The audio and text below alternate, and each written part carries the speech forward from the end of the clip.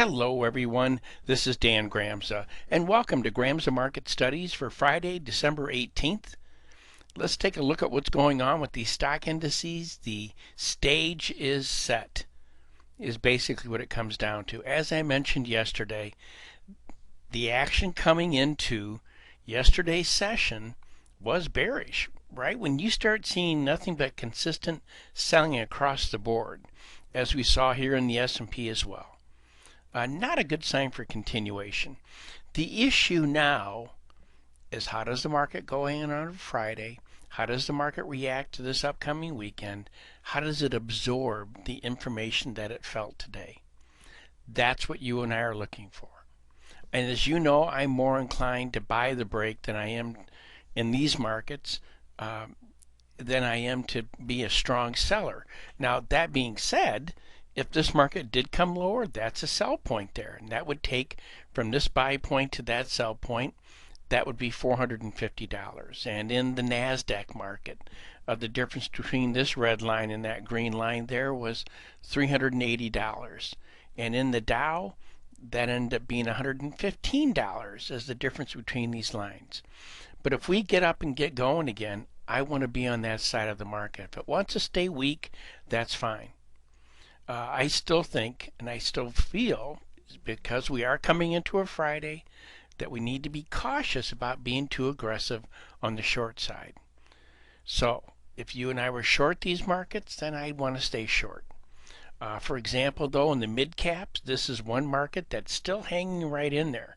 Now, it did have a loss of momentum. It may be slowing down, but I'd want to maintain these positions that we have here. That would be the concept. Now, also, I think we're seeing the beginning of a disengagement between the stock indices, the stock market, and the U.S. dollar. But let's take a look at what happened with the U.S. dollar today as we look at these other currencies. We can see that the U.S. dollar got stronger, and the euro and the Swissy gave us a rally here, and our friend Mr. Yen. By the way, that would have penetrated that buy level. It did not move not far enough to meet magnitude objective. That would have created a loss.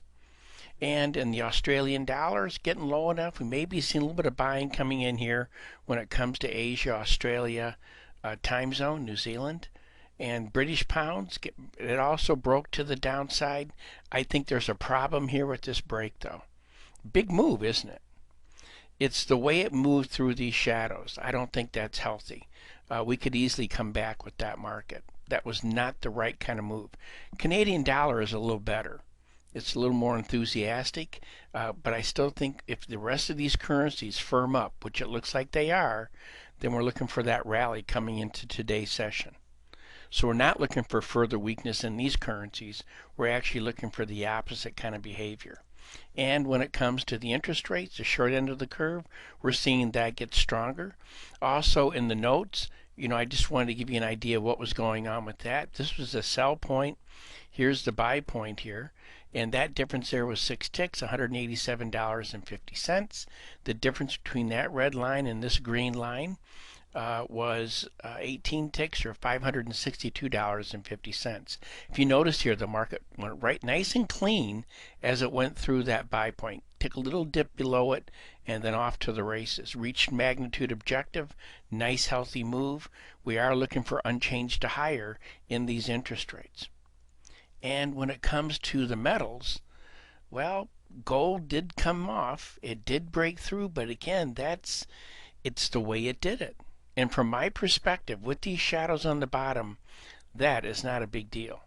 It's a big move, but this behavior down here is not weak enough. And wouldn't be surprised to see this pull back. That's why you see this green line tightening up here a bit. Same thing here in silver.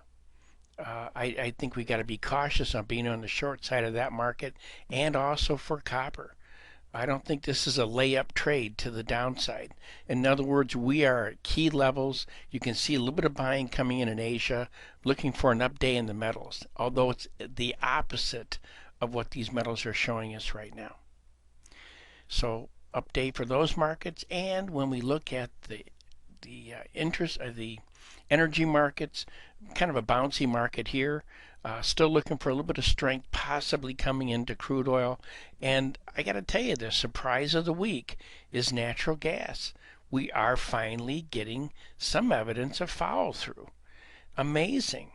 And each time I think it's going to be getting weak, we see these buyers coming back in here. Nothing telling us to abandon ship. We're looking for this market to continue to the upside.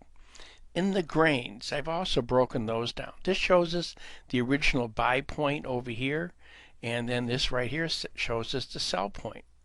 And that difference in soybeans is 11 cents or $550. In corn, we also see that market backing off a little bit. That's $400, 4 cents. And what we're looking for right now is for this market to give us another push back to the downside. The difference we're talking about is from this buy point to that sell point. And for Mr. Wheat, well, we're still looking for continued weakness in that market. Now, what we don't want to see is it back up above 530, really, 530 to 535. If we're going to get weakness today, we want to see it stay below those ranges. Well, this concludes today's market studies. Hope you found a few ideas helpful. Looking forward to being with you again, and in the meantime, take care. And have a wonderful weekend if I don't speak to you before that.